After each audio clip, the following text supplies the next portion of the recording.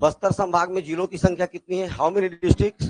7। ये है कांकेर, ठीक है। ये नारायणपुर, ये आपका बीजापुर, ये वाला है दंतेवाड़ा।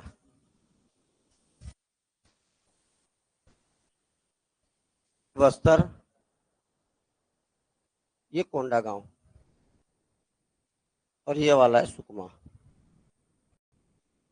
ये 7 जिले अपने को बस्तर संभाग में, बस्तर डिवीजन में पढ़ना है, ठीक है। सबको पता है ये 7 डिवीजन है। कितना डिवीजन है? 7। इसमें से आज मेरे को आपको पढ़ाना है कौन सा? दंतेवाड़ा। क्या पढ़ाना है? ये रहा दंतेवाड़ा। अब पहले थोड़ा सा आउटर देखिए दंतेवाड़ा का। ये जो दंतेवाड़ा है, ठीक है, ये किसी अन्य राज्य को टच कर रहा है क्या? किसी राज्य को टच नहीं कर रहा है, ठीक है। इधर देखो, ये तेलंगाना है, ये तेलंगाना है, ये थोड़ा सा आंध्रा है, ये पूरा उड़ीसा है, इधर पूरा महाराष्ट्र है। लेकिन दंतेवाड़ा की सीमाएं, ऊपर देखो, एक डिस्ट्रिक्ट बस्तर है, एक डिस्ट्रिक्ट सुकमा है, एक डिस्ट्रिक्ट आपका बीजापुर है। इन तीनों के साथ ही लगा हुआ है, बस इन्हीं तीनों के साथ लगा हुआ है। और ये आपका दंतेवाड़ा। तो ऐसे जिले जो किसी अन्य राज्य के साथ स्पर्श नहीं होते, उन्हें बोला जाता है लैंड लॉक डिस्ट्रिक्ट, भू आवेष्टित जिला। तो पूरे बस्तर संभाग का एकमात्र भू आवेष्टित जिला है दंतेवाड़ा। केवल और केवल एकमात्र डिस्ट्रिक्ट कौन सा है? दंतेवाड़ा।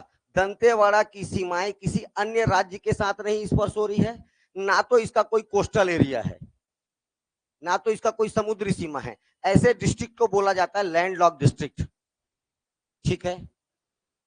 इसकी सीमाएं केवल 3 राज्यों के साथ लग रही है। इधर बीजापुर लग रहा है, ऊपर क्या लग रहा है? बस्तर, और इधर क्या लग रहा है? सुकमा। तो अपन आ जाते हैं दंतेवाड़ा डिस्ट्रिक्ट।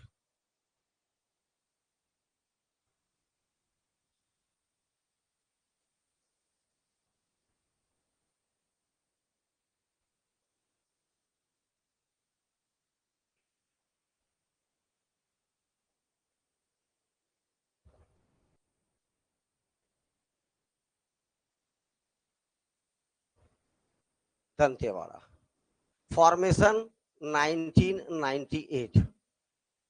1998 में इसको डिस्ट्रिक्ट का दर्जा मिला। कब बना ये? 1998। इधर देखिए, ये जो दंतेवाड़ा जिला है ये 1998 में बना। आगे चल के इन 2003 में इसका नाम हुआ साउथ बस्तर दंतेवाड़ा। क्या नाम हुआ इसका? दक्षिण बस्तर दंतेवाड़ा। कब हुआ नाम? 2003 में। 2003 में छत्तीसगढ़ के 2003 छत्तीसगढ़ के 3 डिस्ट्रिक्ट का नाम चेंज हुआ था। पहला याद रखना है कांकेर। कांकेर का नाम पड़ा नॉर्थ बस्तर कांकेर। उसके बाद याद रखना है दंतेवाड़ा। दंतेवाड़ा का नाम हुआ साउथ बस्तर दंतेवाड़ा। और तीसरा कवर्धा का नाम,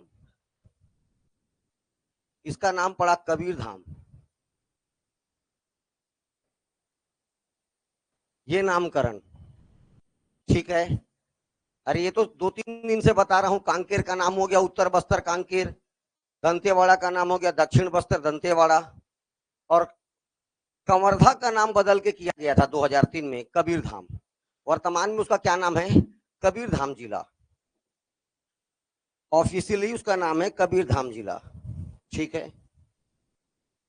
इतने में किसी को कोई समस्या होना नहीं चाहिए, ठीक। अब मैं सबमिट आपको, ये रहा दंतेवाड़ा। चलिए इस पर नजर आ जाइए। पहले आउटर की बात करते हैं। तो इसके साथ केवल देखो इतने एरिया में, इस एरिया में याद रखना है आपको दंतेवाड़ा, बीजापुर, इतना सीमा बीजापुर से बनेगा, इतना सीमा बस्तर से बनेगा, और नीचे जितना जगह ये दिख रहा है इधर पड़ेगा सुकमा। केवल 3 डिस्ट्रिक्ट के साथ इसकी सीमाएं लगती है, बीजापुर के साथ लगता है, बस्तर के साथ लगता है और सुकमा के साथ लगता है। ठीक है, रोड ध्यान देना, रोड पर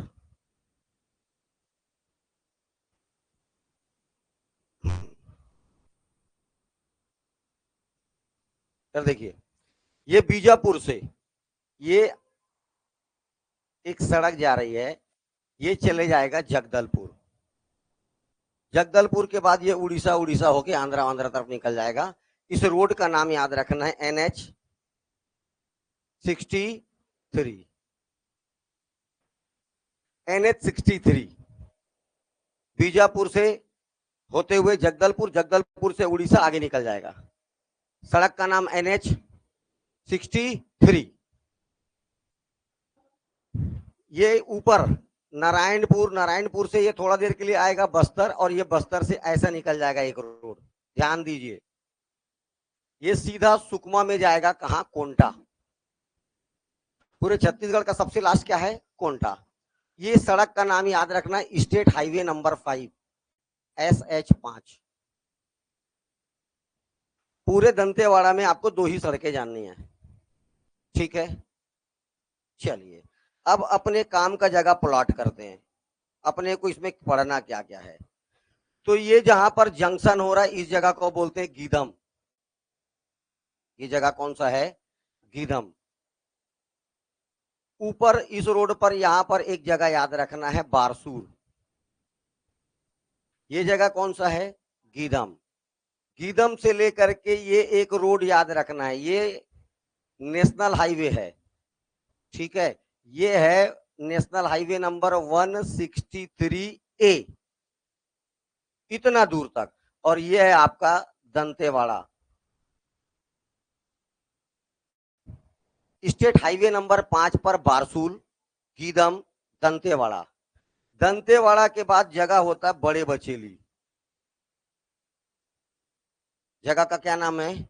बड़े बचेली। अब लाइन से याद रखना है, किरंदुल, बचेली, बैलाडीला, सब इसी में आएगा। नाम है किरंदुल, बचेली, बैलाडीला, और तहसील का नाम है बड़े बचेली। देखो तहसील, तहसील को मैं हाईलाइट कर रहा हूं अभी, रुक जाओ, अभी पूरा मेरे सड़क बना, पूरा बना लेने दो। ये दंतेवाड़ा से तीरथगढ़ वाटरफॉल जाने के लिए कांगेर वैली नेशनल पार्क पड़ेगा इधर ही। ये यहां पर एक जगह पड़ेगा कटे कल्याण। जगह का नाम क्या है? कटे कल्याण। और वापस इधर सुकमा तरफ आओगे तो यहां पर पड़ेगा जगह कुआं कोंडा।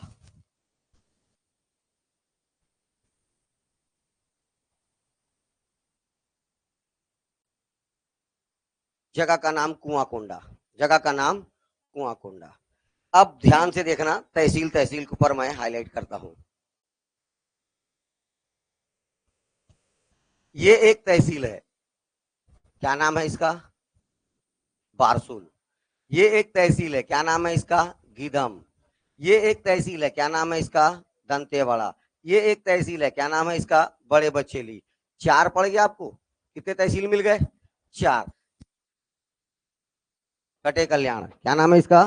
कटे कल्याण। और ये एक तहसील है, क्या नाम है इसका? कुआं कोंडा। क्या नाम है? कुआं कोंडा। इतने तहसील हैं। ठीक,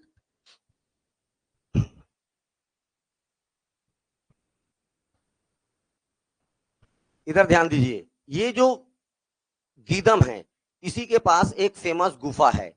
इस गुफा का नाम है तुलार गुफा। क्या नाम है इसका? तुलार केव, तुलार गुफा। गीदम और बारसूल पर आते समय यहां पर एक पहाड़ है, सिंगल नाम दे रहा हूं, ढोलकल पहाड़ी। ढोलकल गणेश का प्रतिमा याद है? आए दिन देखते रहते हो, यहीं पर है वो पहाड़। इस पहाड़ का नाम है ढोलकल। क्या नाम है? ढोलकल। ये जो दंतेवाड़ा है, यहां पर एकदम फेमस मंदिर है दंतेश्वरी देवी का मंदिर। काय का मंदिर है? दंतेश्वरी देवी का मंदिर। इधर देखिए, इधर किरंदुल, बचेली, पूरा बस पहाड़ ही पहाड़। इधर जाओगे तो किरंदुल, बचेली, बैलाडीला, बस पहाड़ी पहाड़। ये सारे के सारे जगह अपने आयरन ओर के लिए बहुत ज्यादा फेमस है। इनमें क्या मिलता है? तो आयरन ओर। क्या मिलता है? Iron ore. इसी में एक चोटी याद रखनी है आपको। इस चोटी का नाम, ये देखो इसमें मिलेगा, देखो पहाड़ी का नाम याद रखना है बैलाडीला। पहाड़ी क्या है ये? एक तो बस याद रखो, ये सब पहाड़ है, लेकिन आपको याद रखना है बैलाडीला की पहाड़ी। कौन सी पहाड़ी? बैलाडीला। बैलाडीला की पहाड़ी का जो सबसे पीक पॉइंट है, और बैलों में सबसे बड़ा हीरो कौन है? बैलों का हीरो नंदी। तो इस चोटी का नाम है नंदीराज चोटी। 12-10 मीटर, 12-10 मीटर ऊंचाई के साथ ये छत्तीसगढ़ का सेकंड पीक पॉइंट है। दूसरी सबसे ऊंची चोटी छत्तीसगढ़ की नंदीराज। बैलाडीला की सबसे ऊंची चोटी कौन सी है? नंदीराज। नाम ऐसी याद रहेगा, बैलाडीला, बैलों का हीरो नंदी, चोटी का नाम याद रखना नंदीराज। ये पूरा का पूरा क्षेत्र क्या है? आयरन। पूरा क्या इधर? आयरन। दंतेवाड़ा से कटे कल्याण रोड पर अपने को पहला जगह पड़ेगा जांगवा। काम का जगह है ये जांगवा। और आगे जाएंगे तो अपने को जगह पड़ेगा टेकनार। जांगवा और टेकनार, दो जगह है। कटे कल्याण से कुआं कोंडा रोड पर गामावाड़ा, जगह का नाम गामावाड़ा।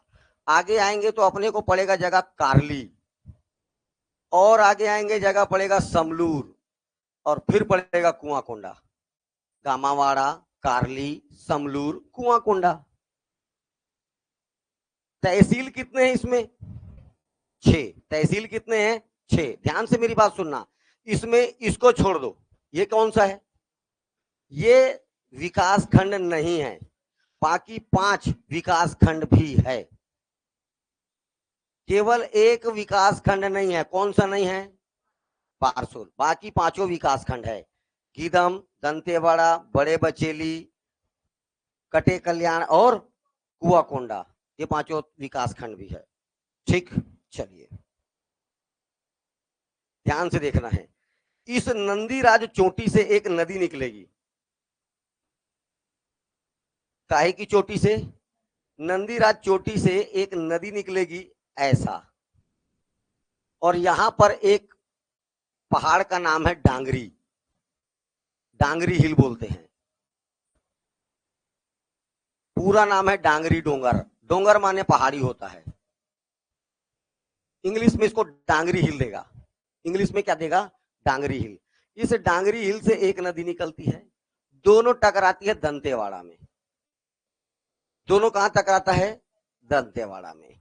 ऊपर बस्तर तरफ से ये एक नदी आ रही है,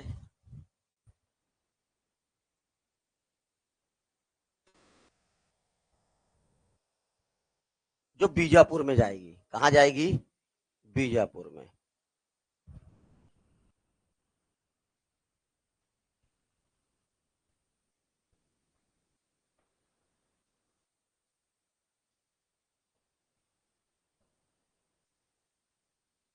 कौन सी नदी है बेटा ये?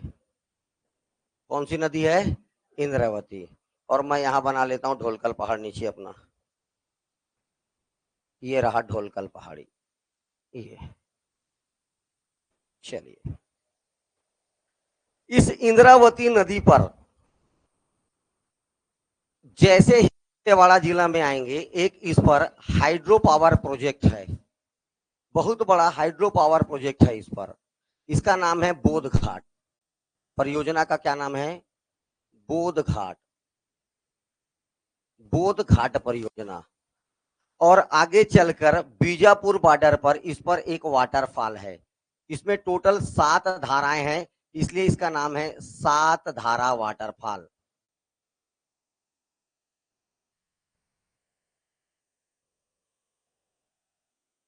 ठीक है, इधर देखिए, और आगे चल के ये नदी, ये ऐसा मिल जाएगा। ये जो देखो, यहां से निकलेगी संखनी नदी, नदी का नाम क्या है? संखनी। यहां से निकलेगी डंकनी नदी, डंकनी नदी पर सूरतगढ़ वाटरफॉल, सूरतगढ़ वाटरफॉल डंकनी नदी पर है। सूरतगढ़ वाटरफॉल कौन सी नदी पर है? डंकनी नदी पर। संकनी और डंकनी का संगम कहां हो रहा है? दंतेवाड़ा में। कहां हो रहा है? दंतेवाड़ा में। इतना मैप क्लियर है? मैप में आपको इतने प्लेस याद रखने पड़ेंगे। ठीक है, NH63, कोई समस्या? यहीं पर एक और जगह याद रखना, नरेली, बस जगह का नाम याद रखना, नरेली। ओके, चलिए ध्यान से देखिए अब। ये सड़क पर पहले आपका नजर होना चाहिए, NH63, स्टेट हाईवे 5। क्या है ये? State highway number 5। इस पे आएंगे तो हमको सबसे पहला जगह क्या पड़ेगा? बारसूर। जगह का क्या नाम है? बारसूर। जगह का क्या नाम है? ये बारसूर, बारसूर रामायण कालीन स्थल है। यहां पर बाणासुर का शासन था। बाणासुर के कारण इस जगह का नाम बारसूर पड़ा। ठीक है, ये पौराणिक गाथाओं के अनुसार रामायण कालीन एक राक्षस हुआ करता था जो लंकापति रावण की सेना में शामिल था। नाम था उसका बाणासुर। इसके नाम से इस जगह का नाम पड़ा था बारसूर। ठीक है, अब ऐतिहासिक बात करेंगे तो यहां पर राजवंश था छिंदक नागवंश। छिंदक नागवंश, कौन सा वंश था यहां पर? छिंदक नागवंश। ध्यान से देखना है, इन्होंने क्या किया, यहां से लेकर के बारसूल से लेकर के, देखो बस्तर में कल मैं एक वाटरफॉल पढ़ाया था जिसको भारत का नियाग्रा कहते हैं। नाम क्या इसका? चित्रकूट वाटरफॉल। इस बारसूल से लेकर के चित्रकूट तक का ये जो एरिया था, यहां पर छिंदक नागवंशी शासकों का शासन था। कौन से रूलर थे? छिंदक नागवंश। छिंदक नागवंशियों का यहां पर शासन था। और छिंदक नागवंशी इस क्षेत्र को क्या बोलते थे पता है? चक्रकूट या भ्रमरकोट। चक्रकोट या भ्रमरकोट कहते थे। यही जगह आगे चल के कहलाया बारसूर। तो इन्होंने छिंदक नागवंशियों की राजधानी क्या हुआ? चक्रकोट या भ्रमरकोट, या इसी क्षेत्र को बारसूल कहा गया। ठीक है, इनमें बहुत सारे शासक आए छिंदक नागवंशियों में। इसमें पहला राजा नृपति भूषण, नृपति भूषण संस्थापक था इनका। इसके बाद यहां का रूलर आया धारावर्ष, धारावर्ष। इसके बाद इधर आएगा सोमेश्वर देव।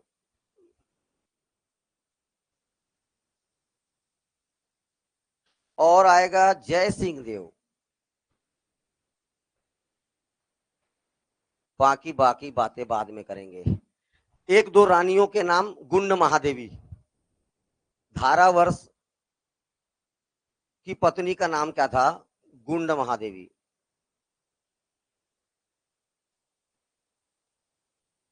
ये, और इनके ही सेनापति का नाम था, जितना काम का चीज है सब बता रहा हूं, इसका नाम था चंद्रादित्य। चलिए, शासक इनका था छिंदक नागवंशियों का।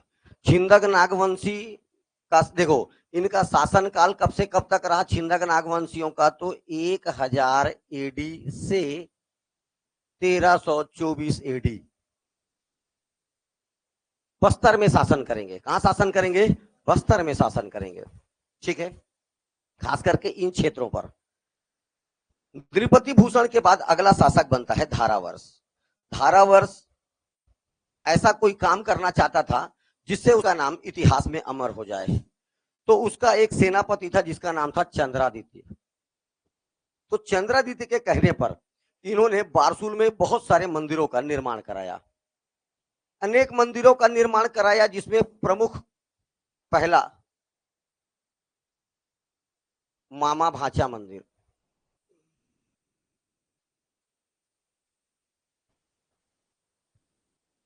मंदिर का नाम मामा भाचा मंदिर।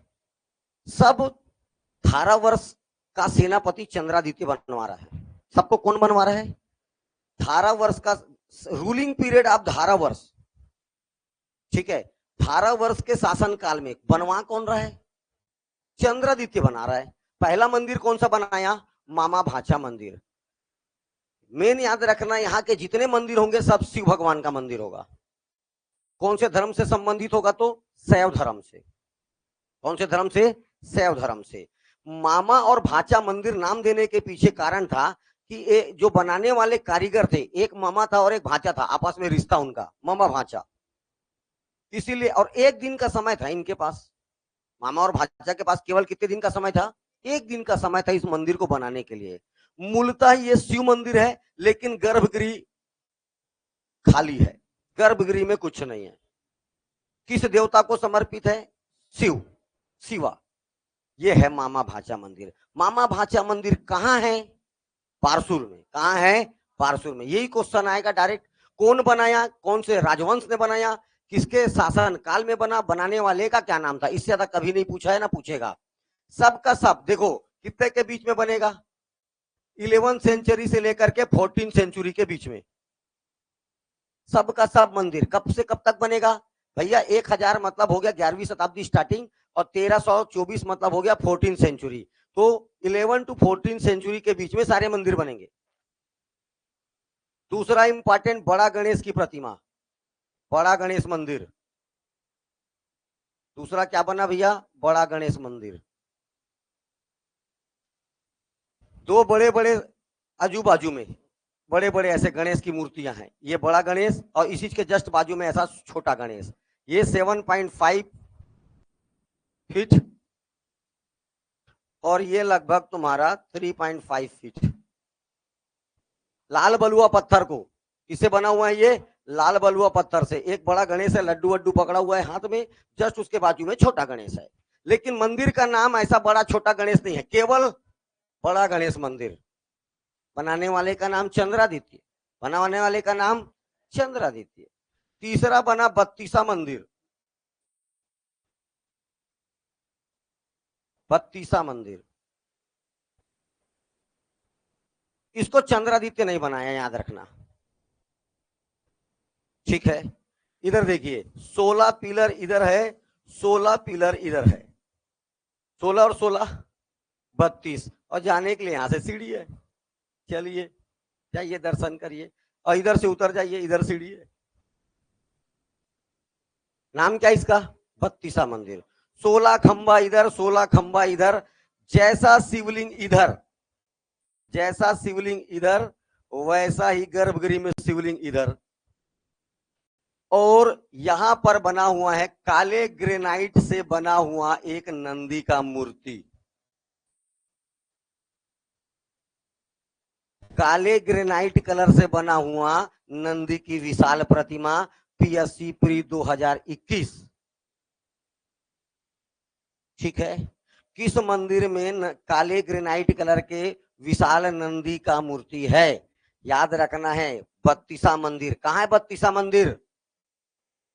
बारसूल में।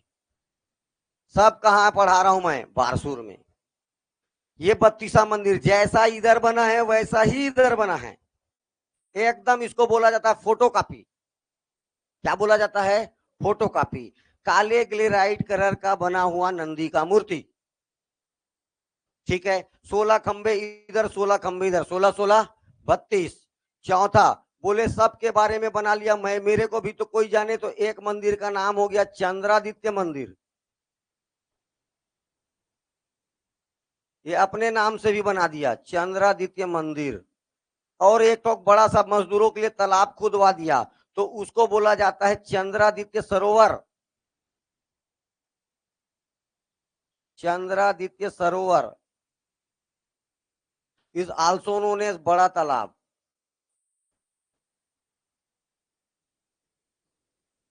पांचवा काम कहां हो रहा है सब?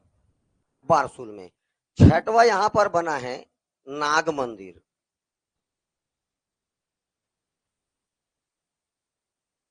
नाग मंदिर। सातवां यहां पर है 16 खंभों वाला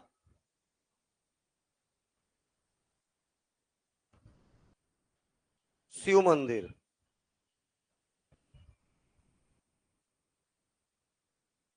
ठीक है, तो इतना चीज तो बारसूल में सिर्फ मंदिर जानना है। छिंदक नागवंश डायनेस्टी कौन सा था? छिंदक नागवंश। धारावर्ष का नाम याद रखना है, गुप्त महादेवी का नाम याद रखना है, और उसके सेनापति का नाम क्या था? चंद्रादित्य। क्या नाम था? चंद्रादित्य। ये सारी चीजें बारसूल में बना। ओके, बारसूल से जब आप आगे आएंगे, ये बारसूल, बारसूल किस नदी के तट पर है?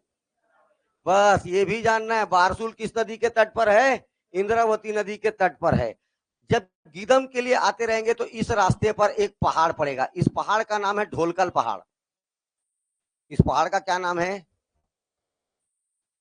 ढोलकल पहाड़। जब अभी आपको जब मैं कल इसका नोट्स दूंगा तो उसमें वो पहाड़ का वो गणेश भगवान का फोटो के साथ आएगा। ठीक है ना भाई? तब आप लिख लेना। आपका काम है बढ़िया से मैप बना के रखे रहना। जितना मैं पढ़ाया हूं सबका पीडीएफ दे दिया हूं।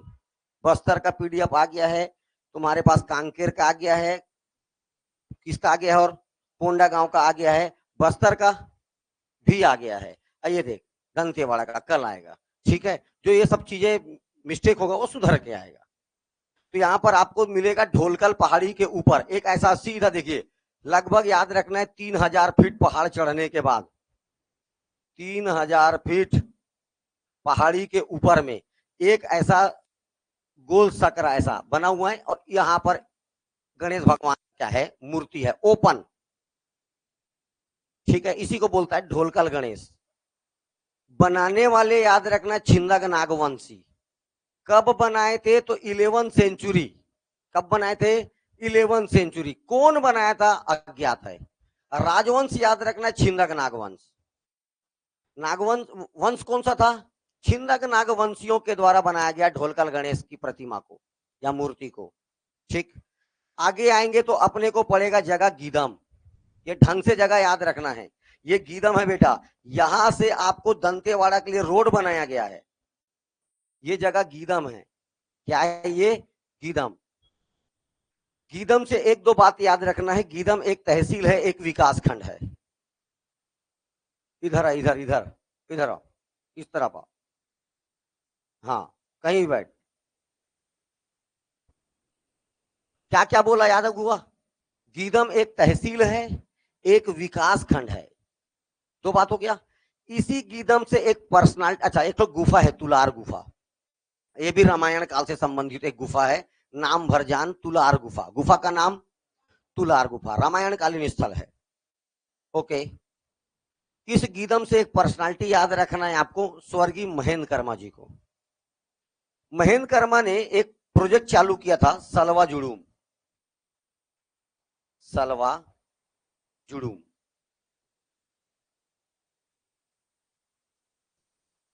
सलवा जुड़ूम। ठीक है, ये एक नक्सल विरोधी अभियान था, नक्सलवाद का विरोध करता था। इसमें क्या होता था, अगर कोई व्यक्ति पहले से नक्सल वारदातों में लिप्त है, नक्सली है, और वो अब जीवन के समाज के मुख्य धारा में जुड़ना चाहता है, नॉर्मल इंसान बनना चाहता है, तो उसके लिए चलाया गया प्रोजेक्ट का क्या नाम था? सलवा जुड़ूम। ठीक है, पीएससी 2009 या 8 का क्वेश्चन था। सलवा जुड़ूम का शाब्दिक अर्थ, इसका अर्थ होता है शांति की ओर लौटो। ये क्वेश्चन आया था, शांति की ओर लौटो। सलवा जुड़ूम का मतलब शांति की ओर लौटो। ठीक है, ये अभियान चलाने वाले का नाम महेंद्र कर्मा। झीरम, अभी नीचे पढ़ाऊंगा, सुकमा में झीरम घाटी। उसी झीरम घाटी में कांग्रेस के बहुत सारे नेताओं का क्या कर दिया गया था? एनकाउंटर कर दिया गया था। ठीक है ना भाई, अभी एनकाउंटर ही बोलो उसको, ठीक है। या उनको उसका जो परिवर्तन यात्रा था उस पर नक्सली अटैक होता है, ठीक है। उसमें महेंद्र कर्मा दो चार विद्याचरण शुक्ल ये सारे लोग मारे जाते हैं। उसमें एक व्यक्ति का नाम था बस्तर टाइगर महेंद्र कर्मा बोलते हैं इसको।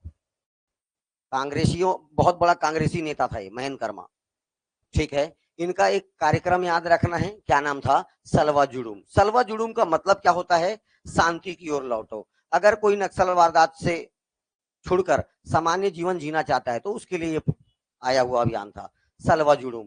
गीदम हो गया, गीदम से ये रोड लेके आएगा, देखो पूरे छत्तीसगढ़ का सबसे छोटा रोड है ये, पूरे छत्तीसगढ़ का सबसे छोटा नेशनल हाईवे, केवल 12 किलोमीटर इसकी लंबाई है।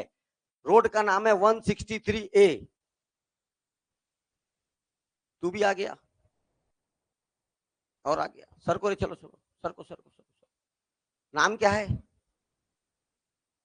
163A, छत्तीसगढ़ का सबसे छोटा नेशनल हाईवे। ये आपको लेके कहां आता है, गीदम से दंतेवाड़ा। अब आप कहां आ गए, दंतेवाड़ा। अब कहां आ गए आप, दंतेवाड़ा। इधर देखिए बीजापुर, बीजापुर की सीमाएं लगती है तेलंगाना के साथ। किसके साथ लगता है, तेलंगाना। आपको बता चुका था तेलंगाना के साथ इसकी सीमाएं लगती है, उधर भी लगा हुआ है, ठीक है। आंध्रा, थोड़ा सा आंध्रा भी टच होता है, तेलंगाना भी टच होता है, उधर महाराष्ट्र है। तो ये तेलंगाना में एक राजवंश रूल करता था जिसका नाम था काकतीय वंश। काकतीय वंश, कौन सा वंश, काकतीय वंश, ठीक है। पहले इस जगह का नाम दंतेवाड़ा नहीं, दंतेवाड़ा नहीं था, इसका नाम था ग्राम तराला। इस गांव का क्या नाम था, तराला गांव।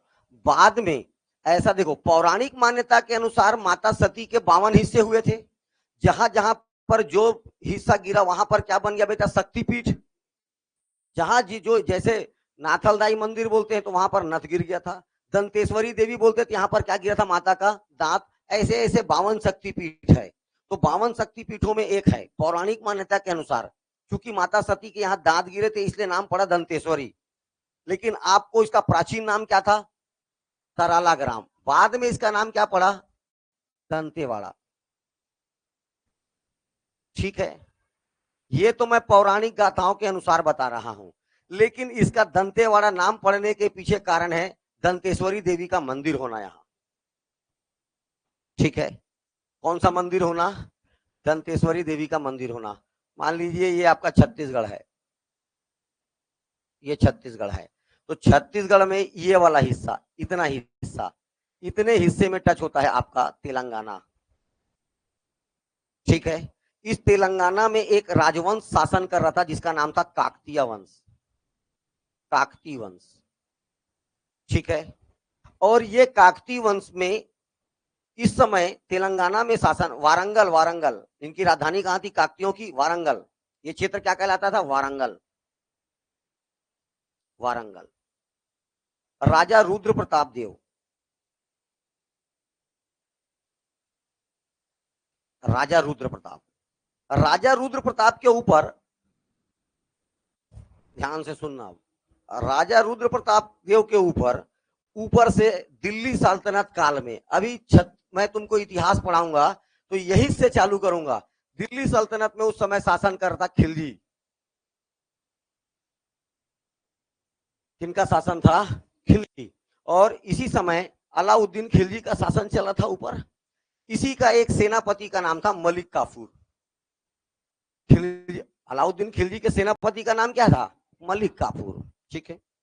उसका आक्रमण होता है।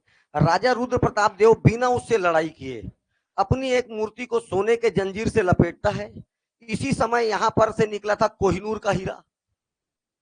कौन सा डायमंड निकला था भैया, किन खान, खान का नाम गोलकुंडा, गोलकुंडा की खान से अभी कोहिनूर का हीरा निकला था।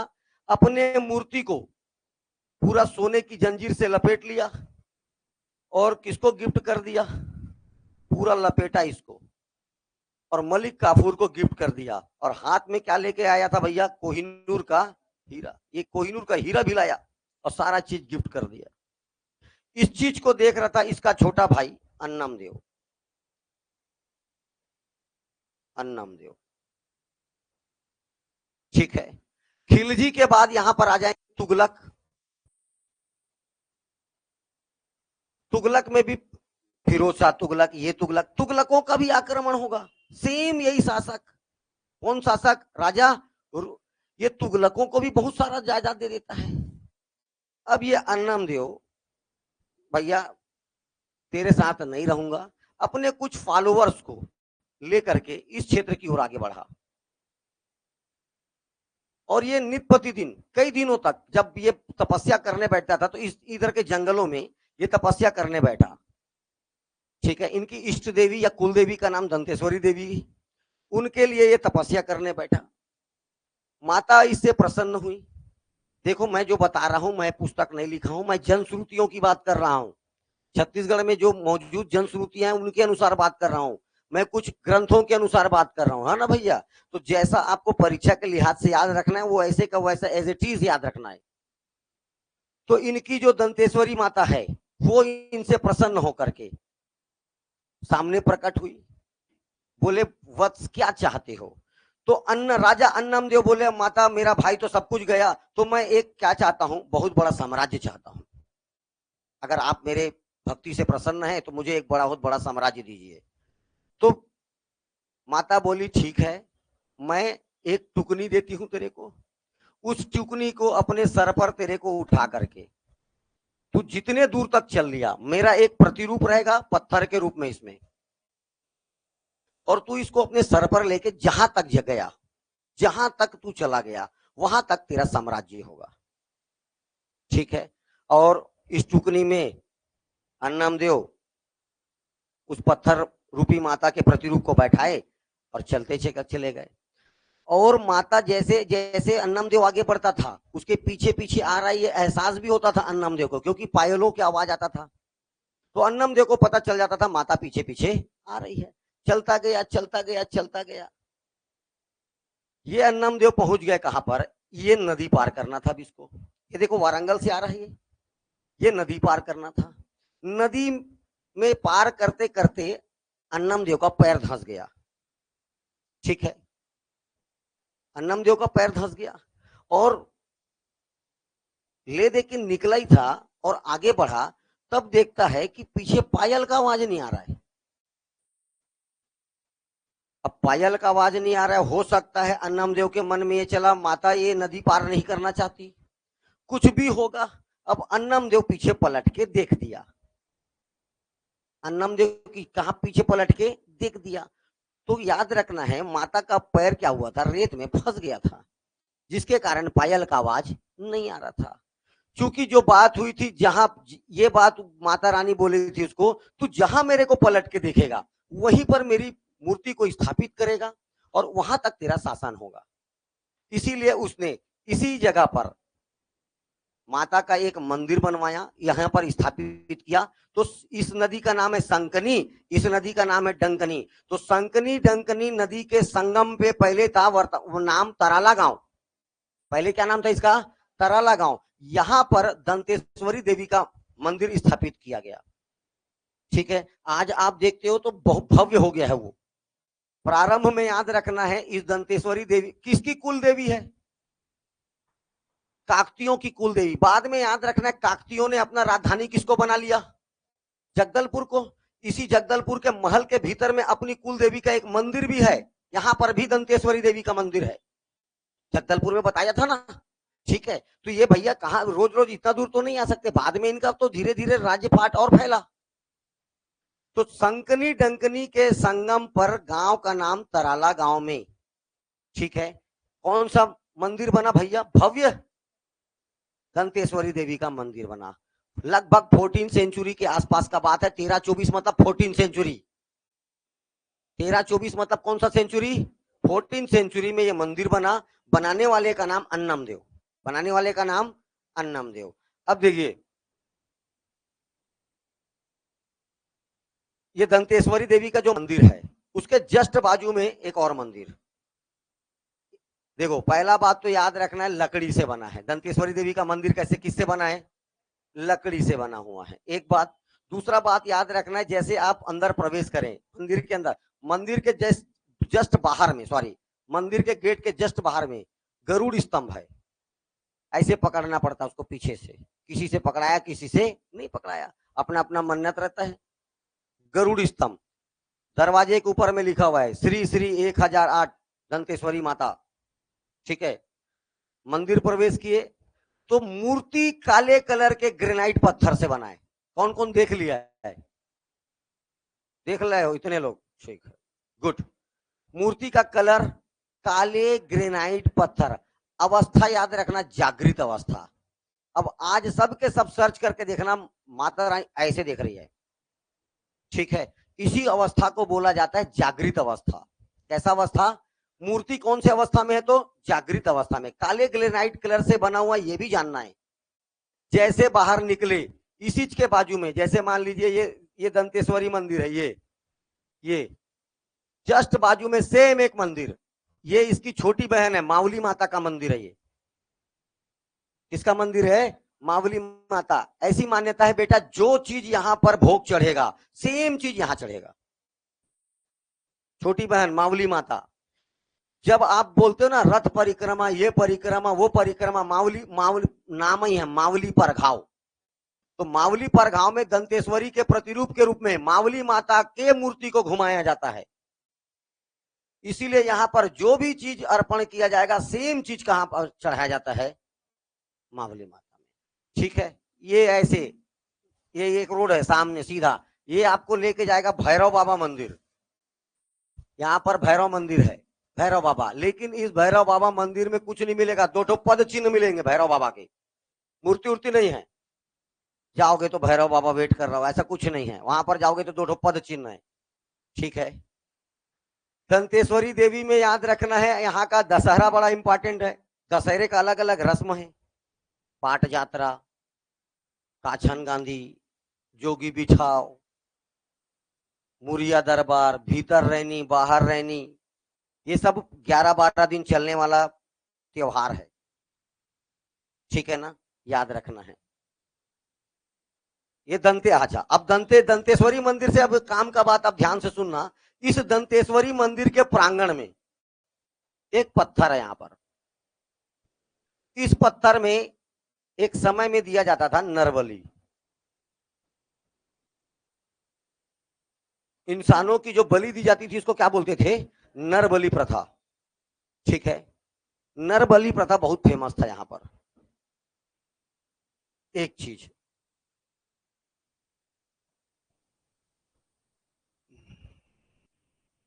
इधर देखो, ये जो नरबली है इसके लिए अंग्रेजों ने बड़ा विरोध किया। अरे भाई कैसा नरबली तुम लोग कैसे चला रहे हो? तो ये नरबली को रोक दिया अंग्रेजों ने आकर के। अंग्रेज अधिकारी आए और इन्होंने नरबली पर क्या लगा दिया? रोक लगा दिया। लेकिन ये बात यहाँ के माड़िया जनजाति को पसंद नहीं आया। माड़िया जनजाति, और माड़िया जनजाति में एक नायक बन के निकला हिड़मा मांझी। क्या नाम था इसका? हिड़मा मांझी। हिड़मा मांझी। और एक विद्रोह प्रारंभ हुआ जिसको बोलते हैं मेरिया विद्रोह। विद्रोह का नाम क्या था? मेरिया विद्रोह। क्या विद्रोह प्रारंभ हुआ बेटा? मेरिया विद्रोह। ठीक है, जैसे मान ले, ओए क्या कर रही है, इसका बलि देना है, मान लो किसका बलि देना है? इसका। तो इसको बोला जाता मेरिया। क्या बोलते थे? तो जिसका बलि देना है, जैसे मान लीजिए तेरे को ही चुन लिए, तेरे को भी निपटाना है, तो इसके बाद तू मेरिया कहलाएगी। तो जिसका बलि दिया जाता था उसको क्या कहते थे? मेरिया। और मेरिया विद्रोह का नेता कौन था? हिड़मा मांझी। मेरिया विद्रोह का सन 1842 से चालू होगा और 1863 में खत्म होगा। कि सच में यहां के लोग नरबली प्रथा सच में यहां होता है या नहीं होता है, इसकी जांच के लिए एक अंग्रेज अधिकारी आया, जांच करता। जांचकर्ता।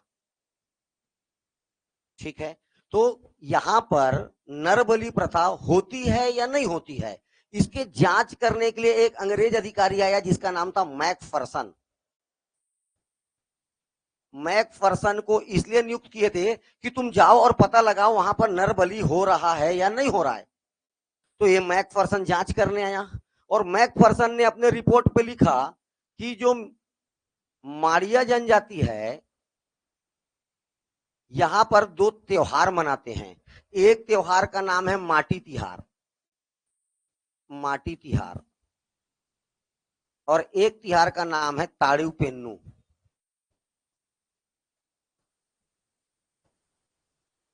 साउथ इंडियन नाम है, कोशिश मत करना, इतना अच्छा नाम है ताड़ी पेन्नू। दो त्योहार याद ना, माटी तिहार या ताड़ी पेन्नू। इस समय पर पृथ्वी देवी को खुश करने के लिए और पर्यावरण को संतुलित रखने के लिए इनके समय में काहे का नरबली का प्रथा प्रचलित है। तो ये दो त्योहार के समय क्या दिया जाता है माड़िया जनजाति के द्वारा? नरबली। इंसान, जीते इंसान को मार देते थे बलि के रूप में, मुर्गा का दे ले, मछली का दे ले, बोकरा का दे ले, इंसान को थोड़ी मार। तो ये बताया कौन जांच करता? मैकफरसन, कि हाँ भैया वहां पर नरबली प्रथा प्रचलित है। तो इसको दमन करने के लिए आएगा एक आदमी, दमन करता, कैंपबेल।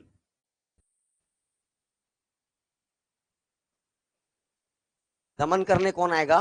कैप्टन कैंपबेल के द्वारा यहां से नरबली प्रथा का क्या किया जाता है? समापन किया जाता है। विद्रोह का नाम याद रखना, मेरिया विद्रोह। नेता का नाम याद रखना है हिड़मा मांझी। त्योहार का नाम याद रखना है माटी पेन्नू या ताड़ी, माटी तिहार, माटी तिहार। चलिए अब याद रखना है इसी मंदिर के प्रांगण में इधर एक अभिलेख है। ये अभिलेख आपको क्या पूछेगा? देखिए, छत्तीसगढ़ी भाषा का या छत्तीसगढ़ी भाषा में लिखा हुआ, लिखा एकमात्र अभिलेख, एकमात्र अभिलेख है ये। डेट के साथ याद रखना है तो 1703 का ये अभिलेख है, 1703। ठीक है, ये छत्तीसगढ़ी भाषा का एकमात्र अभिलेख है ये। ठीक है, कहां पर है ये भी? दंतेश्वरी मंदिर के समीप। इतना याद रहेगा दंतेवाड़ा से, दंतेवाड़ा शहर डंकनी डंकनी नदी के संगम पर है। 1998 में जिला बना, तहसील है, विकास खंड है, जिले का जिला मुख्यालय है। ये पूरे छत्तीसगढ़ में अपने आयरन ओर के लिए बहुत ज्यादा फेमस है।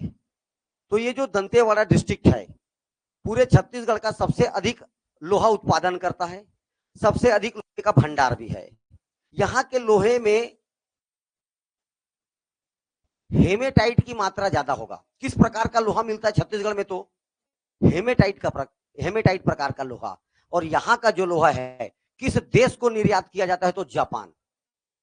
विशाखापट्टनम बंदरगाह जाएगा यहां से और वहां से निकल जाएगा जापान। तो यहाँ का लोहा कहां सप्लाई होता है? जापान में। ठीक है, दंतेवाड़ा याद रखोगे। ठीक, किस नदी के तट पर है? संखनी और डंकनी। चलिए अब नीचे उतरते हैं। नीचे उतरते हैं तो जगह याद रखना, बड़े बचेली। केवल बड़े बचेली को जानो, तहसील है, विकास खंड है, बड़े बचेली खत्म। अब इस एरिया में जो बातें मैं बोल रहा हूं वो लाइन से याद रखना है।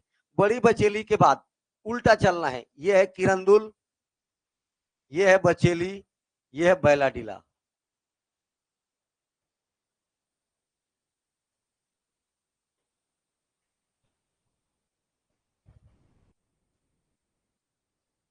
नाम ऐसी का ऐसी याद रखना है, किरंदुल, बचेली, बैलाडीला। दो तीन बार बोलोगे लाइन से याद हो जाएगा। किरण नीचे से किरंदुल, बचेली, बैलाडीला, किरंदुल, बचेली, बैलाडीला, किरंदुल, बचेली। ये जब मैं तुमको पूरा का पूरा फोटो कॉपी दूंगा लिखा लुखा तो तब क्या करोगे? भाई पढ़ ले भाई, कहा मुड़ी गड़ी आए लिखते रहते, मेरे समझ से परे। मैं सब दूंगा, लिखा लुखाया दूंगा, बोल रहा हूं नहीं, भरोसा है तो दूंगा। दूंगा रे, दूंगा। हाँ, किरंदुल बचेली बैलाडीला, लाइन से किरंदुल बचेली बैलाडीला। अब 19 देखो 1968, 1980, 1988, इतना याद करने में क्या दिक्कत तेरे को? 68, 80, 88, 68, 80 और 88, ये तीन बड़े बड़े प्लांट डाला एनएमडीसी। एनएमडीसी का तीन बड़ा बड़ा स्टील प्लांट, और चौथा नगरनार, यही है बस्तर में बाजू में, क्या बताया था? नगरनार। तो एनएमडीसी ये तीन तो लाइन से याद कर, 68, 80 और 88, तीन तो लाइन से, किरंदुल बचेली बैलाडीला। क्या है भैया? तो ये तीनों के तीनों अपने आयरन ओर, सबसे ज्यादा आयरन ओर, सबसे प्योर आयरन ओर। अच्छा, इन्हीं पहाड़ियों में, इन्हीं यही जो ये जो पहाड़ है बचेली ये जो बैलाडीला की पहाड़ियां मैं बोल रहा हूं, एक ही पहाड़ याद रखा, बैलाडीला। ये जो बैलाडीला की जो पहाड़ी है, पूरे छत्तीसगढ़ में सबसे पुराना सैल है ये। सैल माने पत्थर, चट्टान, सबसे प्राचीन चट्टान या सबसे प्राचीन सैल छत्तीसगढ़ में। सबसे प्राचीन पत्थर कहां का है? तो बैलाडीला की पहाड़ियों का। ये देखो, बैल का ऐसा निकला था कुबड़ा टाइप का, डिल, बैलाडीला मतलब कुबड़, ऐसा निकला है ये, इसी कारण नाम पड़ा इसका बैलाडीला। इस बैलाडीला का जो ये पिक पॉइंट है, ये जो पिक पॉइंट है, इसकी ऊंचाई याद रखना है आपको 12-10 मीटर। इसका नाम है नंदीराज। नंदीराज, नंदीराज चोटी, ठीक है। इसी चोटी से एक नदी का उद्गम होता है, नाम क्या उसका? संखनी नदी। ये निकला संखनी नदी, पूरा पहाड़ पहाड़ में बहा। और इधर है डांगरी पहाड़ी। कौन सा पहाड़ी? डांगरी। यहां से निकला डंकनी नदी। ये जहां मिले वहां पर शहर बना दंतेवाड़ा। क्लियर हो रहा है? अब ध्यान से सुनना, ये जो संखनी नदी है, ये पहाड़ों से हो करके गुजर रही है, और इन पहाड़ों में आयरन है। इन पहाड़ों में क्या है? आयरन है। इसके कारण इसका जो पानी है, ये इसका कलर हो गया है लाल, रेड कलर का पानी है। पूरे छत्तीसगढ़ का सबसे प्रदूषित नदी है संखनी नदी। लेकिन अगर ऑप्शन में संकनी डंकनी दोनों है तो यस, राइट लेना है। सबसे प्रदूषित नदी दोनों मिलेगा आपको, संखनी भी मिलेगा, देखो ऐसा मिलेगा, संकनी डंकनी। जब ये दोनों एक साथ होंगे तो यही आएगा, और केवल एक चुनना रहेगा तो ये आएगा, ठीक है। केवल एक चुनना रहेगा तो क्या आएगा? संकनी, और वरना संकनी डंकनी पूरे छत्तीसगढ़ का सबसे प्रदूषित नदी। कारण वो लोहे के जो छोटे छोटे जो पार्टिकल्स होते हैं, वो उसमें चिपक जाते हैं और एकदम ब्लड टाइप का लाल बहता है। इसीलिए एक बार व्यापम पूछा, किस नदी को रक्तलाभ नदी कहते हैं?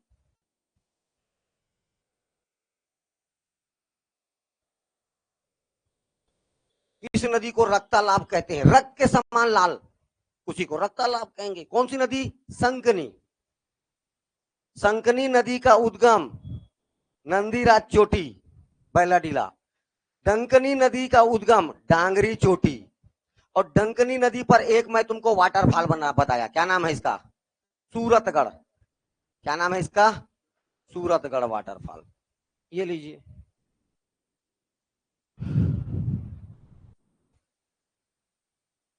ठीक है। इधर ये याद रखना है। इस पोर्शन में आ जाइए, दंतेवाड़ा से इस रोड को पकड़िए। दंतेवाड़ा, ये जगह का नाम है जांगुआ। जगह का क्या नाम है? जेफार जांगुआ, ठीक है। जांगुआ को एजुकेशन सिटी ऑफ छत्तीसगढ़ के नाम से जाना जाता है। Education hub Bhilai, education hub, education city of Chhattisgarh जांगवा, एजुकेशन सिटी ऑफ छत्तीसगढ़ जांगवा। यहां पर तुम नहीं गए होगे, बड़े बड़े प्रतिभा पाटिल, पुराना जो तुम्हारा प्रेसिडेंट रहे होंगे, ये तुम्हारे रामनाथ कोविंद, उससे पहले तुम्हारा प्राइम मिनिस्टर, सब यहाँ आ चुके हैं जांगवा गांव में, ठीक है। और इसी को वर्तमान में अटल बिहारी वाजपेयी के नाम से जाना जाता है। अटल बिहारी वाजपेयी एजुकेशन सिटी जांगवा, क्या नाम है इसका वर्तमान में? Atal Bihari Vajpayee education city जांगुआ। ठीक, यहाँ के बच्चे टेली कॉन्फ्रेंसिंग से प्रधानमंत्री से बात करते हैं। ठीक है, जांगुआ। आगे आ जाओ, जगह टेकनार। जगह का क्या नाम है? Teknar. Industrial area of Dantewada.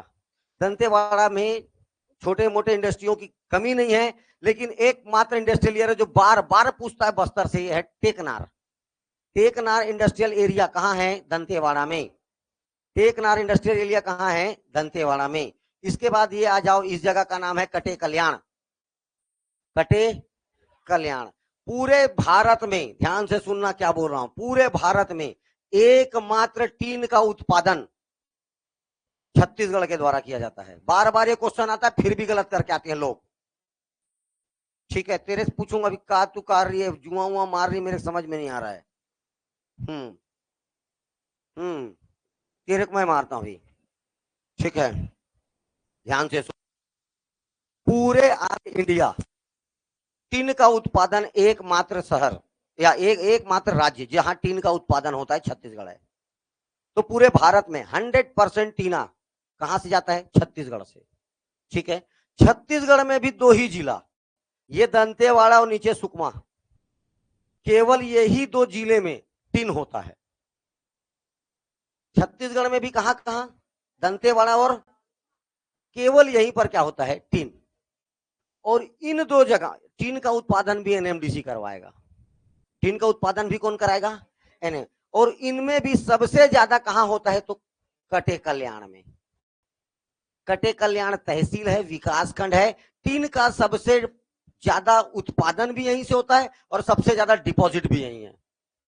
Producing भी यही करता है और डिपॉजिट भी यही है। और कटे कल्याण में याद रखना है, समलेश्वर शिव मंदिर है। शिव मंदिर का क्या नाम है? समलेश्वर का शिव मंदिर। ठीक है, ये है नरेली, ये भी टीन का भंडार के लिए फेमस है। नरेली बस एक जानना है, यहाँ टीन का डिपॉजिट है, खत्म। आगे आ जाओगे तो गामावाड़ा, बहुत इंपॉर्टेंट जगह गामावाड़ा, कई बार आ चुका प्रश्न, ध्यान से सुनना। इस गामावाड़ा में क्या है? मारिया जनजाति के लोग, ध्यान से सुनना, मारिया जनजाति के लोग अपने पूर्वजों के या अपने प्रेमी मतलब प्रिय लोगों के मर जाने के पश्चात उसको पत्थर से दफना देते हैं। इसी को बोला जाता है महापाषाण स्मारक। क्या बोला जाता है? महापाषाण स्मारक। तो गामावाला का मृतक महापाषाण स्मारक, फिर से बोल रहा हूं, गामावाड़ा का मृतक महापाषाण स्मारक होता क्या था? दफनाने के बाद बड़े बड़े पत्थर से ढक देते थे। तो गामावाड़ा का मृतक महापाषाण स्मारक केंद्र संरक्षित स्मारक है, इसलिए तो और जानना है, सेंट्रल गवर्नमेंट प्रोटेक्टेड है। ठीक है, गामावाड़ा का मृतक या पाषाणकालीन मृतक स्तंभ स्मारक कहां का? गामावाड़ा। ये है कार्ली। कार्ली का जो महादेव मंदिर है बहुत ज्यादा फेमस है। तो कार्ली का महादेव मंदिर, कार्ली का महादेव मंदिर। नीचे समलूर, समलूर का प्राचीन शिव मंदिर, देखो नाम से आएगा कार्ली का शिव मंदिर, क्या आएगा? समलूर। तमलूर का प्राचीन शिव मंदिर। प्राचीन शिव मंदिर देवबलोदा कहां है? ये दे, ये क्वेश्चन आया हुआ है पीएससी में। ठीक है, समलूर का प्राचीन शिव मंदिर, कार्ली का शिव मंदिर, यहां बताया आपको सर्वेश्वर शिव मंदिर, 3 हो गया।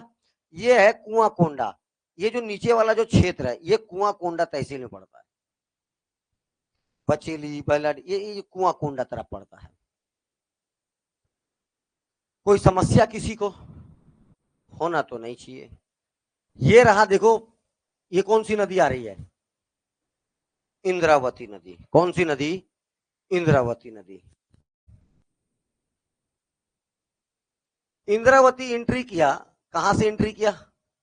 बस्तर से। कहा? यहां दंतेवाड़ा। बस्तर से कहा? यहां दंतेवाड़ा। ये मान लीजिए दंतेवाड़ा आया। दंतेवाड़ा में इसे दो ही चीज तो बताया हूं यार। ये कौन सा प्रोजेक्ट है? बोध घाट परियोजना। कौन सा परियोजना? बोध घाट है, बोध घाट, बोध घाट। ठीक है। ये जब परियोजना बनी थी, ये जब परियोजना बनी, उस समय इसका प्रमुख उद्देश्य इन तीनों जिलों को, 1, 2 और ये 3, दंतेवाड़ा 1, बीजापुर 2, सुकमा 3, इन 3 जिलों को लाभ पहुंचाना था। क्वेश्चन आएगा Bodh Ghat hydro power project से बेनिफिशियर्स डिस्ट्रिक्ट कौन कौन जिला फायदा उठाता है? तो एक दंतेवाड़ा, दूसरा बीजापुर और तीसरा सुकमा, इन 3 जिलों को लाभ होगा। बोध घाट परियोजना में टोटल अभी 300 मेगावाट बिजली उत्पादन होगा। कितना बिजली उत्पादन होगा? 300 मेगावाट बिजली। जब ये बोध घाट परियोजना बना था तब इसका लक्ष्य था 500 मेगावाट। इसका लक्ष्य कितना था? 500 मेगावाट। लेकिन अभी इसको संशोधित करके कितना कर दिया गया है? 300 मेगावाट। टोटल क्रॉपिंग, सिंचाई ये करेगा 3,66,580 हेक्टेयर में। इतने में तो सिंचाई होगा, 3,66,000 हेक्टेयर, इतने में सिंचाई होगा। 3 जिले बेनिफिशियर्स होंगे, 300 मेगावाट बिजली उत्पादन होगा। टोटल पहले क्या क्या लक्ष्य रखा गया था? 500 मेगावाट का। अभी वर्तमान में कितना हो गया? ये 300 मेगावाट। ये बोध घाट। आगे आएंगे तो इस पर अपने को एक वाटरफॉल देखने मिलेगा। इस वाटरफॉल का नाम है 7 धारा। 1 2 3 4 5 6 7 ठो धारा है, इसलिए नाम है 7 धारा। 7 धारा वाटरफॉल। पहले ऑप्शन में आपको दंतेवाड़ा लेना है। क्या लेना है आंसर? क्योंकि हम उस जगह जा चुके हैं। बारसूल से बस गया था एक ब्रिज के ऊपर, याद आ गया ब्रिज, और वहीं पर वो ब्रिज के जस्ट आगे में है 7 धारा वाटरफॉल। अरे घूमने गए थे बस्तर क्या तुम ही लोग? अरे हाँ नहीं तो बोल रहे रे। एक तो ब्रिज के ऊपर पानी गिरा था, याद है? याद है, वहीं पर था 7 धारा वाटरफॉल। क्योंकि बरसात में वहां जा नहीं सकते, इसलिए वहां तक आपको ले जा नहीं सकते। तुम्हारा क्या मालूम, कई जन फ्रस्ट्रेशन में कुछ हो रहा, कूद दिया बस से, उसी झरना वरना में कूद दिया, तब कैसे करें? है ना, इसलिए नहीं ले गया पास आपको, है ना। ये 7 धारा अलग अलग। देखो इंद्रावती नदी क्या होती है, अपने कई धाराओं में बढ़ जाता है आगे जाके, छोटा छोटा धारा, और यही धारा एक जगह एक वाटरफॉल बन के आता है, और इसी वाटरफॉल का नाम क्या हो जाता है? 7 धारा। 7 धाराओं का नाम पूछेगा, 7 धारा का नाम पूछेगा। कृष्ण भगवान को जानते हो? और किनके साथ थे, पांडव की कौरव? तो कृष्ण धारा, पांडव धारा, 2 याद हो गया। पांडव लोग चलाते थे बाण, तो बाण धारा। कितना हो गया? 3। बाजूच में बड़ा सा डैम है, इसीलिए बोध धारा। कितना धारा हो गया? 4। ठीक है। कपिल धारा कितना हो गया? 5। अब एक भैया, इसको बोला जाता है कि जो मध्य प्रदेश का भेड़ा घाट है ना, उससे भी ज्यादा सुंदर है ये, इसका जो दृश्य है। अब 2 बच गया, शिव धारा, शिव चित्र धारा। शिव धारा और शिव चित्र धारा किसको याद हुआ मेरे को नहीं मालूम, लेकिन मैं पहले बता देता। पहले बोला कृष्ण धारा, कृष्ण के साथ क्या आएगा? पांडव धारा, बाण धारा, गुड, बोध धारा, कपिल धारा। जो नहीं लिख रहा था उनको याद हो गया। कपिल धारा के बाद शिव धारा, और आखिरी वाला शिव चित्र धारा। ये लीजिए, ये 7 धाराओं के साथ इसका नाम पड़ा 7 धारा। और ये फिर कहां जाता है? बीजापुर। कहां जाता है ये? बहते हुए बीजापुर आ जाएगा। इधर देखिए, ये बहते हुए आ जाएगा बीजापुर। और बीजापुर में यहाँ पर इंद्रावती नदी के नाम पर यहाँ पर एक बहुत बड़ा क्या बना है? National park, Indravati national park. वो तेरे को अपने को कहां पढ़ना है? बीजापुर में। छोड़ दीजिए, यहां से कोई समस्या या कोई चीज छूटा हो तो बताओ मेरे को जल्दी।